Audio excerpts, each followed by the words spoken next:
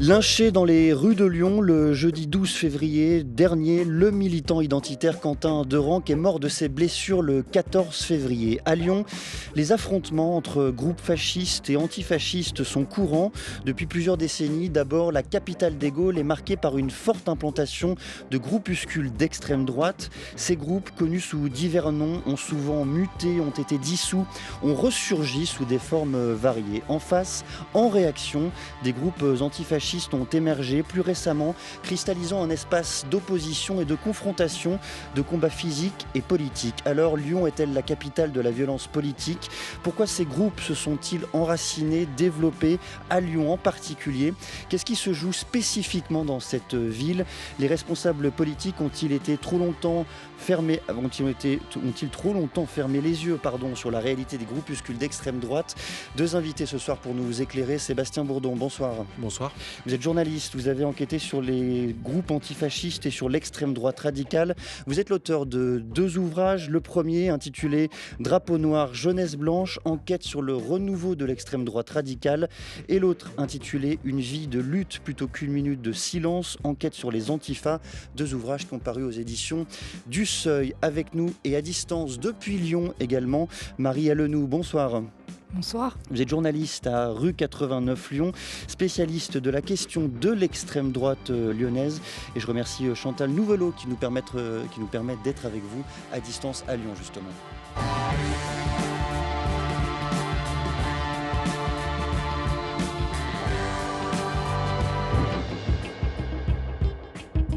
Génération Identitaire a été fondée en 2012, à l'origine des militants niçois qui vont implanter le groupe à Lyon.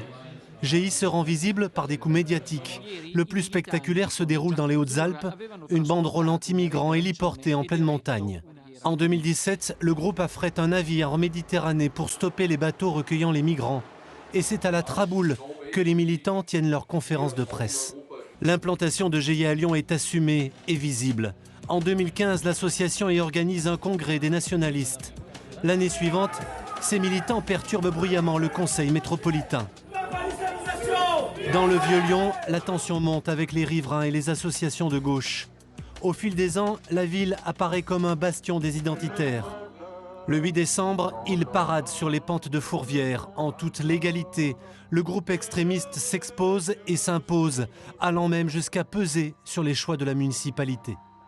C'est à dessein que nous avons choisi de commencer par une archive pour prendre un peu de distance avec l'actualité de ces derniers jours. C'est une archive de 2021. Depuis cette date, le groupe Génération Identitaire a été dissous. Mais tout de même, cette histoire raconte un lien fort entre l'extrême droite et Lyon. Sébastien Bourdon, justement, quel est ce lien qui unit cette partie du spectre politique et la capitale des Gaules ?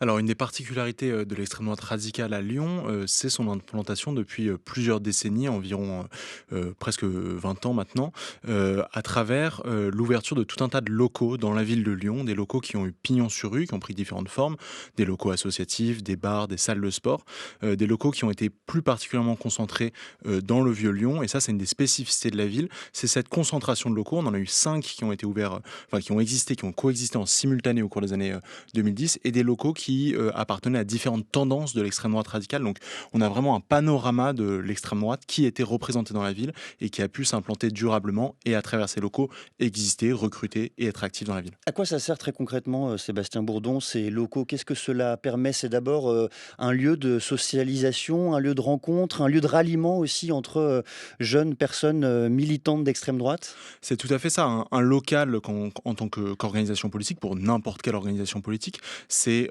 notamment un vecteur de recrutement. C'est beaucoup plus simple quand vous disposez d'un bar associatif de dire à des potentiels sympathisants venez boire une bière avec nous vendredi soir et on va discuter, et à travers ça intégrer des nouvelles recrues dans son organisation politique. Le coût d'entrée dans la vie militante à travers ces locaux est beaucoup plus faible qu'une organisation qui n'a pas de locaux et qui va devoir inviter ses sympathisants à venir coller des affiches ou autres, ou tracter, ce qui évidemment est plus difficile à premier abord comme porte d'entrée dans le militantisme. Quelle est l'importance, Marie Allenou, justement de ces locaux, en particulier de ces salles de sport, de ces bars également que l'on voit naître, surgir dans le quartier du Vieux-Lyon, qui recoupe 3 sous-quartiers, Saint-Georges, Saint-Jean et Saint-Paul, 3 quartiers qui sont au bord de la Saône à Lyon?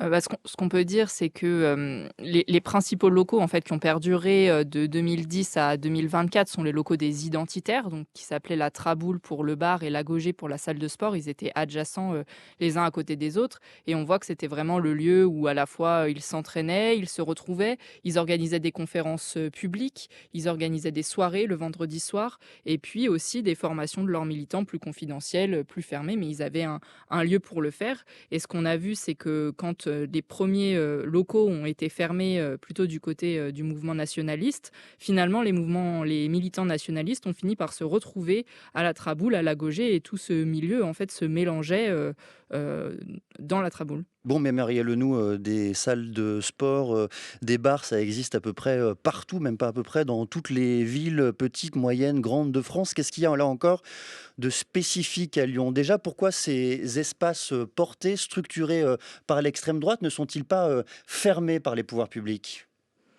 Alors, pour pouvoir fermer ces locaux, il faut prouver soit qu'il y a des atteintes à la sécurité, aux normes d'hygiène à l'intérieur. C'est ce qu'a essayé de faire la mairie de Lyon pendant près d'une vingtaine d'années, de fermer ces locaux pour des raisons de sécurité et d'hygiène, mais ce n'est pas aisé. Ou sinon, on peut les fermer pour trouble à l'ordre public, mais cette raison est peu souvent utilisée parce qu'il faut montrer qu'il y a eu des troubles à l'ordre public autour des locaux ou venant des locaux, et les militants étant quand même précautionneux, faisaient en sorte que on ne puisse pas directement relier les locaux à des attaques, des agressions qu'ils pouvaient perpétrer. Ce que vos enquêtes décrivent tout de même, Marielle Lenoux, c'est une forme aussi de laisser-faire ou une forme de laxisme des autorités au sens large. Comment vous l'expliquez? Oui, tout à fait. Nous, on a recensé entre 2010 et 2025 102 actes, soit haineux, soit violents de la part de l'extrême droite à Lyon. Et 70% de ces actes n'ont pas reçu de réponse, soit policière pour mettre fin à l'acte en question, soit judiciaire pour venir condamner les auteurs de ces actes. Pourquoi nous, on a identifié plusieurs raisons. D'abord, un manque de volonté politique, peut-être une forme d'aveuglement pendant un certain temps, de se dire que c'était marginal, que c'était des violences qui n'étaient pas aussi importantes que d'autres et que donc ce n'était pas la priorité. Et donc ça, plutôt du côté politique, on va dire, et puis du côté plutôt justice, enquête. Nous, ce que notre enquête a montré, c'est que il n'y a pas d'unification de la stratégie d'enquête en fait sur ces violences d'extrême droite spécifiquement. Et à ça se rajoute aussi chez les enquêteurs des centaines de dossiers à traiter pour un seul enquêteur, ce qui fait qu'on ne peut pas aussi bien se concentrer sur les enquêtes qu'on voudrait. Et puis, du côté des renseignements territoriaux, même s'il y avait une attention particulière sur les mouvements d'extrême droite, ils ont quand même été très mobilisés sur la question de l'islamisme, à raison, puisque c'est la première menace terroriste aujourd'hui en France.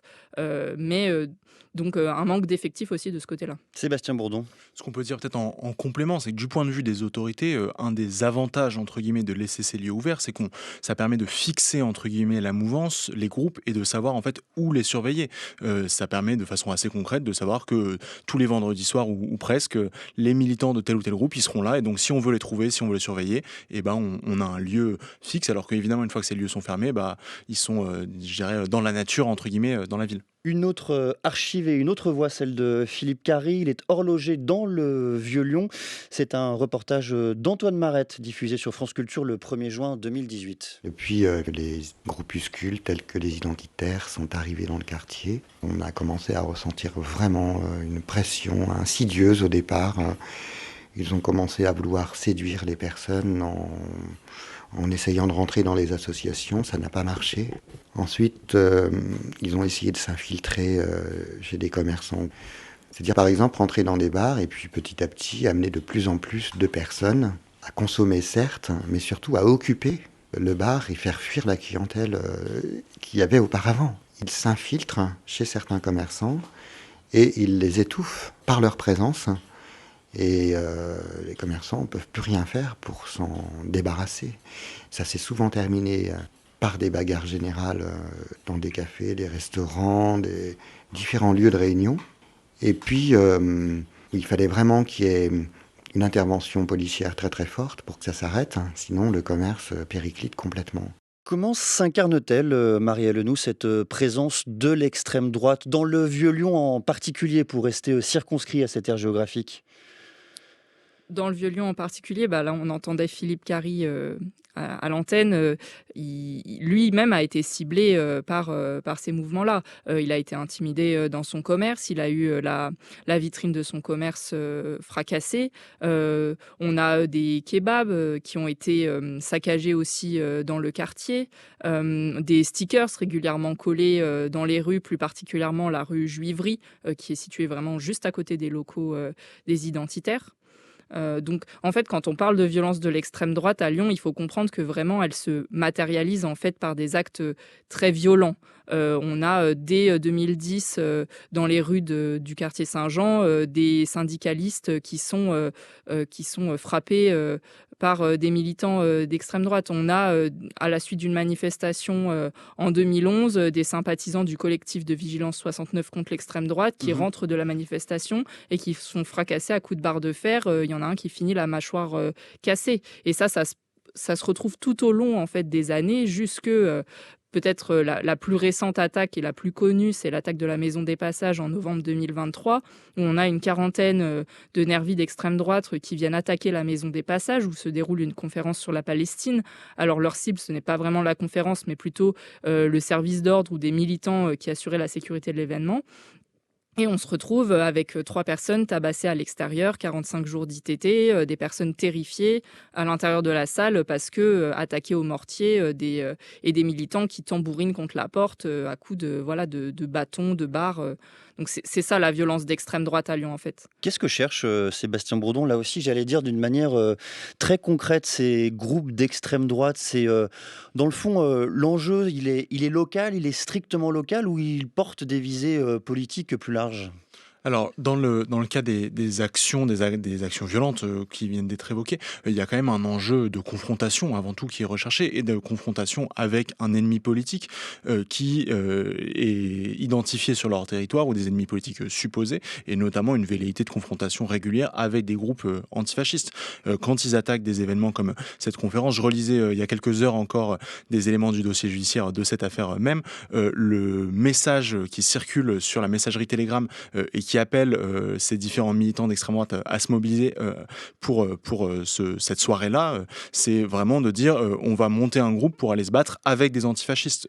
Et en fait, a posteriori, ils se rendent compte ils savent même pas vraiment quelle est la conférence qu'ils attaquent. Il se trouve que c'est une conférence en lien avec, en soutien à la Palestine. Par certains aspects, les militants d'extrême droite après essayent de se dédouaner en disant qu'ils font partie du courant nationaliste révolutionnaire qui historiquement est plutôt pro-palestinien. Donc ils sont en l'occurrence venus là pour chercher de l'affrontement. Il y a un slogan qu'on entend parfois, il parle d'anti-Antifa, c'est assez explicite. Marielle Henoux, vous souhaitiez réagir? Oui, dans l'enquête qu'on a menée sur les 102 actes qu'on a recensés, plus de la moitié, Sur Lyon, justement, oui, sur Lyon, c'est ça, pardon, visait justement des opposants politiques, donc des syndicalistes, des militants antifascistes, des militants associatifs, et l'autre partie des victimes, ce sont plutôt des personnes non blanches ou des personnes LGBT, et pour une toute petite partie, par exemple, des journalistes ou des médias. Je reviens aussi, Sébastien Bourdon, sur un terme que vous avez mobilisé, celui de territoire. On a le sentiment que cette notion est régulièrement utilisée par les groupes d'extrême droite, par les antifas aussi certainement, on y reviendra, mais que la capacité à tenir un lieu, à tenir un territoire, c'est une chose extrêmement importante et même centrale dans la pensée de ces groupuscules. Bien sûr, c'est quelque chose qu'on entend très souvent. Ils parlent de tenir la rue, tenir le pavé. Il y a cette idée vraiment d'un territoire à défendre et une sorte de géographie militante qui va se déployer de ville en ville. Là, en l'occurrence, à Lyon, on a parlé plus particulièrement du quartier du Vieux-Lyon, qui est considéré par les militants eux-mêmes comme étant leur bastion. Et donc, ils ne veulent pas que des potentiels adversaires politiques ou des personnes perçues comme telles puissent venir dans le quartier. Et à contrario, quand ils cherchent parfois la confrontation, ils vont aller dans des quartiers plus spécifiques, enfin d'autres quartiers de Lyon. On peut parler de la Croix-Rousse, on peut parler de la Guillotière, entre autres, parce qu'ils supposent qu'ils vont trouver leurs adversaires politiques dans ces quartiers-là et pouvoir les attaquer. La Guillotière, qui est un quartier plus populaire, de l'autre côté du Rhône, et qui se situe à cheval entre le 7e et le 3e arrondissement de Lyon. Marie Alenoux, peut-être qu'aussi l'une des singularités lyonnaises, c'est qu'elle est à la confluence de plusieurs traditions de l'extrême droite. Oui, alors à Lyon, on a eu à peu près toutes les mouvances de l'extrême droite qui s'y sont retrouvées. On a, comme je disais, les identitaires qui avaient ouvert leurs locaux. On a plutôt du côté nationaliste révolutionnaire, le GUD qui s'est implanté, le groupe Union Défense, dès les années 2000, qui est ensuite devenu le Bastion Social, puis Lyon Populaire au fil des dissolutions et des années. On a eu aussi Yvan Benedetti et son parti de l'œuvre française décliné en jeunesse nationaliste pour sa fraction jeunesse. On a eu aussi des hooligans. On a eu le groupe Blood and Honor qui était un mélange entre plutôt un côté de baston et aussi de concerts. On a eu beaucoup aussi de concerts néo-nazis, du mouvement rock anticommuniste et métal néo-nazi qui sont organisés dans la région lyonnaise. Donc vraiment, Lyon a été en 2019 considéré comme le berceau de l'extrême droite radicale par les renseignements territoriaux et par la commission d'enquête parlementaire aussi qui s'est déroulée à ce moment-là, du fait de cette convergence des mouvements d'extrême droite à Lyon. Et ce qu'il faut dire aussi, c'est que du coup, sur cette période-là, enfin fin des années 2010, entre 2017 et 2020, on a deux mouvements principaux, le Bastion Social côté nationaliste révolutionnaire et Génération Identitaire côté donc identitaire, qui sont implantés à Lyon, qui sont des organisations nationales, mais dont le QG se situe à Lyon, d'où ils diffusent leurs idées, leurs méthodes et d'où ils s'organisent. Ces grandes traditions, Sébastien Bourdon, elles coexistent à Lyon, elles coexistent, j'allais dire, d'une manière presque séparée, ou bien on observe depuis plusieurs années une forme de convergence qui se retrouve également dans la façon dont les organisations d'extrême droite, de jeunesse sont structurées. Elle coexiste à Lyon comme elle coexiste ailleurs. Historiquement, avant la séquence des toutes dernières années, et justement ces très nombreuses dissolutions qu'on a connues, on a donc en gros trois principales chapelles de l'extrême droite implantées en France, avec du coup des formes de concurrence entre ces différentes chapelles.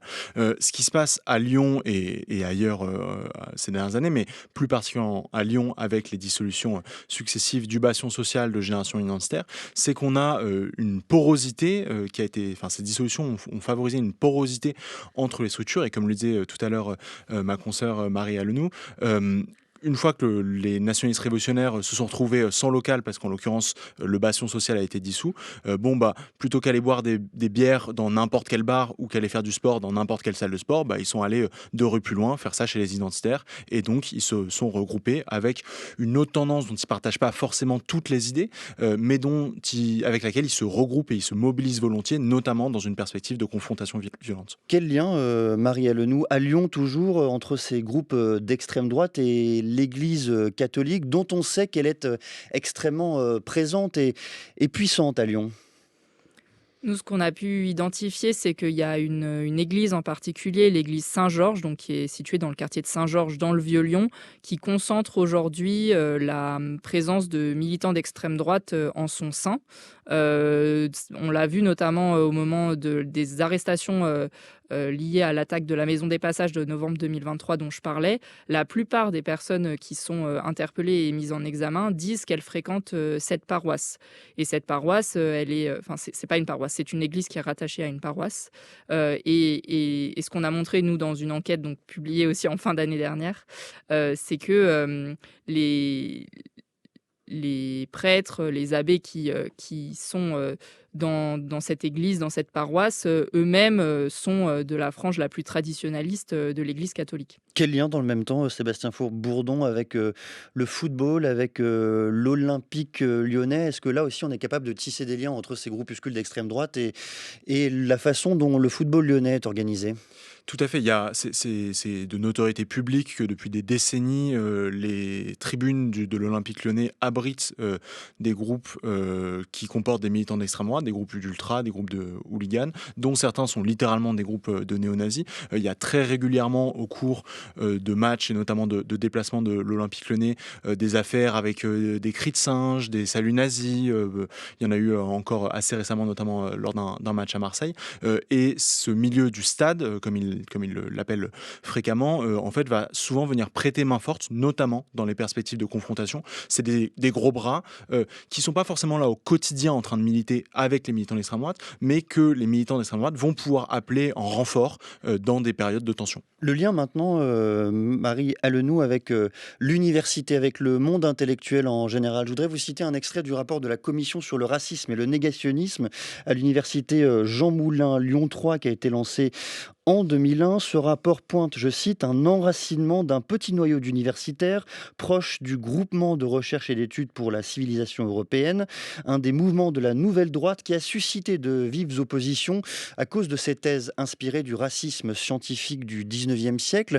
Est-ce que là encore, l'université, alors non pas l'université en général, mais une université en particulier, je veux parler de cette université Jean Moulin Lyon 3, joue un rôle particulier dans la structuration de ces groupes, de ces organisations? Alors, elle a joué un rôle, mais plutôt dans les années 80-90, justement au moment où le GREC, donc le groupe de recherche dont vous parliez, a été fondé et regroupait en fait de nombreux intellectuels négationnistes, révisionnistes, penseurs de cette extrême droite radicale, dont un des représentants était d'ailleurs Bruno Gollnisch, qui était au Front National à ce moment-là.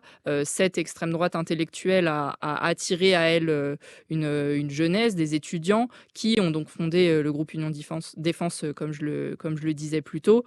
Aujourd'hui, l'université Lyon 3 n'est plus tant que ça un bastion de l'extrême droite radicale. Elle a quand même grandement perdu en force au sein des murs de l'université depuis ces dernières années, mais on pouvait encore, au début des années 2020, donc 2021-2022, voir que la cocarde étudiante, donc un syndicat étudiant d'extrême droite, était encore assez présent et menait des actions, notamment via son porte-parole Sinisha Milinov, qui était une figure de l'extrême droite lyonnaise, qui a aussi été porte-parole des remparts, le groupuscule identitaire qui a suivi Génération Identitaire à Lyon, et lui-même qui a été condamné pour des violences racistes à 6 mois de prison en février 2024. Alors face à cela, Sébastien Bourdon, ou en miroir, vous nous direz, comment se structure, comment surgit même des groupes antifascistes à Lyon? Pour quelles raisons? Et surtout, est-ce qu'on arrive à pointer une date précise de l'éclosion de ces groupes? Alors, il y a 2 groupes antifascistes principaux qui ont existé, disons, ces 10 à 15 dernières années à Lyon.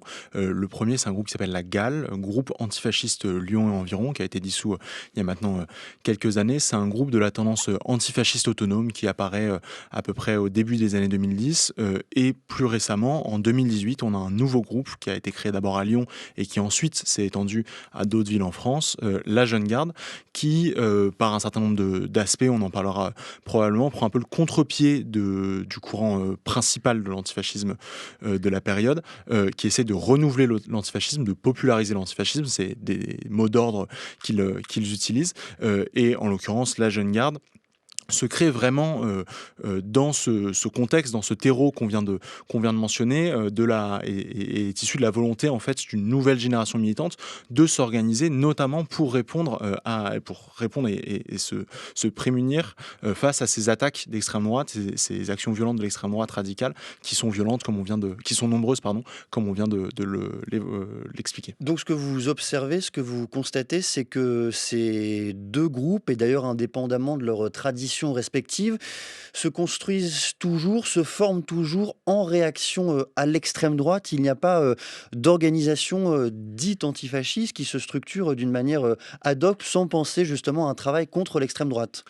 Alors, il y a des organisations antifascistes qui assume plus ou moins une forme de spécialisation dans la lutte contre l'extrême droite stricto sensu, qu'elle soit groupusculaire ou institutionnelle. C'est le cas de la Jeune Garde et c'est la conception de l'antifascisme qu'a développé la Jeune Garde. Ils assumaient cette spécialisation, entre guillemets, dans leur discours et dans leurs actions. Le courant qui précède la Jeune Garde et qui est l'autre grand courant du milieu antifasciste, disons depuis à peu près la fin des années 2000, c'est donc ce courant antifasciste autonome que j'évoquais, représenté à Lyon par un groupe qui s'appelait la GAL.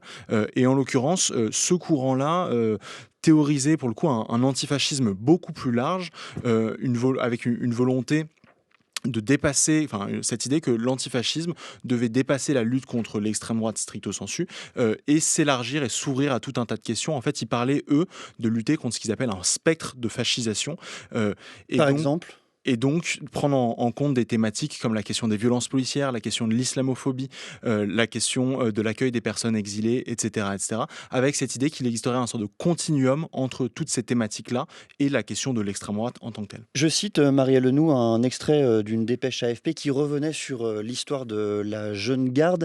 À sa création, la Jeune Garde se présente comme une réaction d'autodéfense face à des mouvances d'extrême droite particulièrement violentes et prospères à Lyon, dont le bastion social. Fin de citation.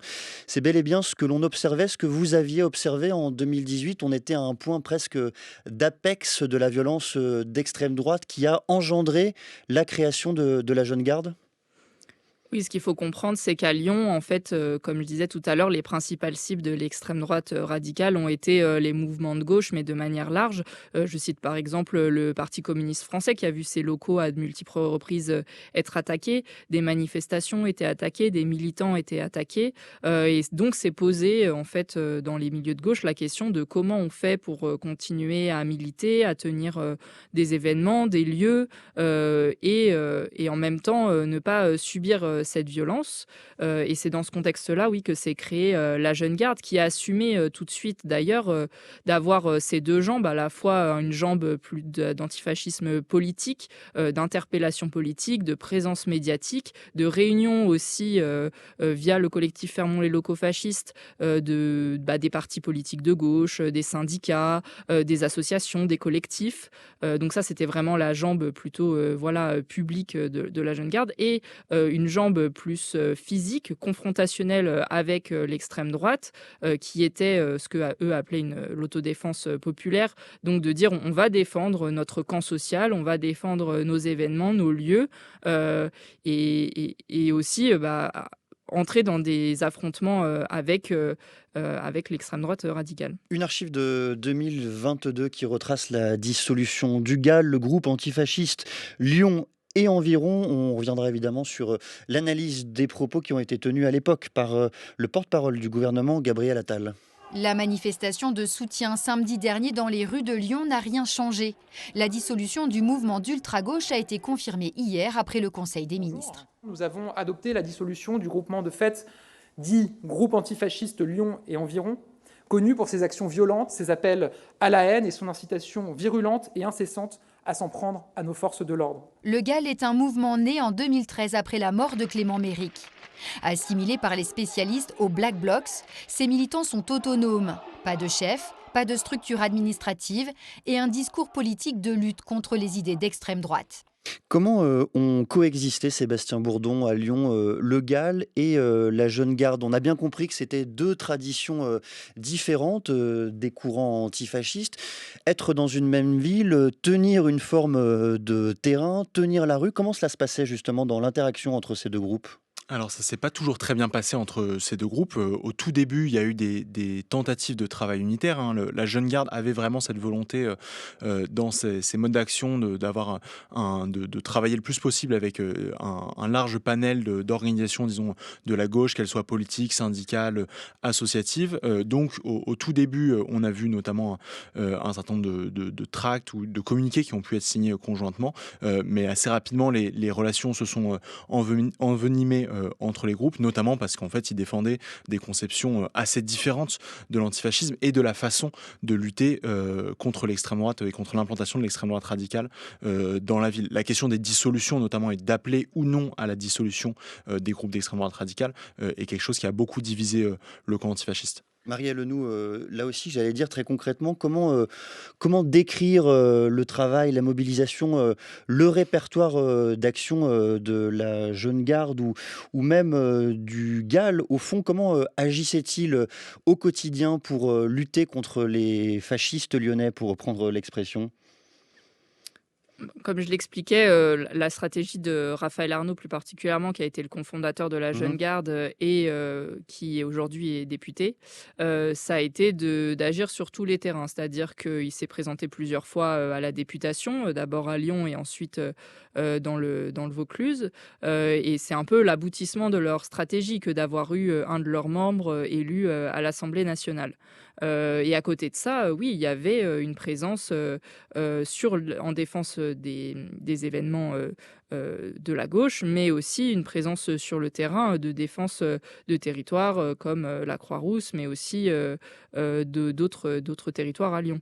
Et donc, c'est là où se pose la question de l'utilisation de la violence antifasciste et ce que devra répondre l'enquête qui est menée aujourd'hui. Qu'est-ce qu'a suscité, Maria Lenou, la mort de Clément Méric en 2013, là aussi dans la structuration de ces groupes antifascistes? Est-ce que ça a été un vecteur de dynamisation? Est-ce que ça a été un vecteur de structuration également, la mort de ce militant tué par des groupes d'extrême droite en 2013?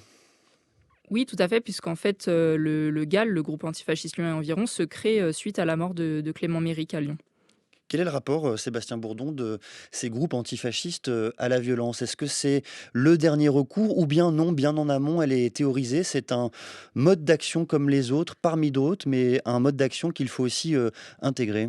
Alors, ce qu'il faut bien dire, c'est que la violence est un mode d'action, le recours à la violence politique est un mode d'action qui fait partie de façon assumée du répertoire militant des différents groupes antifascistes, mais ça n'est absolument pas le seul mode d'action qui mobilise.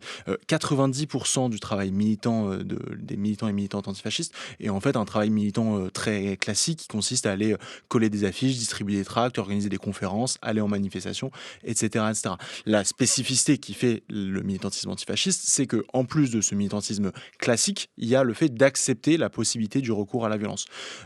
Cette violence, elle est avant tout pensée par ces groupes comme étant un outil. Ça ne fait pas partie de leur projet de société et c'est entre autres ce qui différencie quand même ces groupes des groupes d'extrême droite dans leur rapport à la violence. Mais en tout cas, quand on interroge les acteurs, eux-mêmes parlent systématiquement de la violence comme devant relever d'un cadre, enfin comme devant relever d'une autodéfense. Ils parlent beaucoup du mot d'ordre autodéfense populaire et donc c'est avant tout comme ça qu'ils perçoivent leur recours à la violence. Alors le fait est que évidemment, on l'a vu notamment ces derniers jours, le fait de frapper à de très nombreuses reprises une personne à terre jusqu'à entraîner sa mort, évidemment dépasse ce cadre de l'autodéfense. Mais en tout cas, c'est comme ça que ces acteurs-là théorisent et perçoivent leur recours à cet outil politique. Maria Lenou, vous êtes d'accord avec ce que vient de décrire Sébastien Bourdon? Oui, je suis d'accord. Nous, on n'a jamais eu à Lyon le cas de militants antifascistes qui vont s'en prendre, attaquer des personnes, attaquer des lieux qui ne sont pas eux-mêmes des membres ou des militants de groupuscules d'extrême droite. Et même les cas d'attaque sur des militants d'extrême droite sont assez rares. On est très majoritairement dans le cadre de l'autodéfense quand on voit qu'il y a des affrontements entre des antifascistes et des militants d'extrême droite. L'autodéfense, quand on observe ou quand on tente d'observer tout de même ce qui s'est passé la semaine dernière, on est d'accord que c'est un principe qui a été dévoyé en l'occurrence?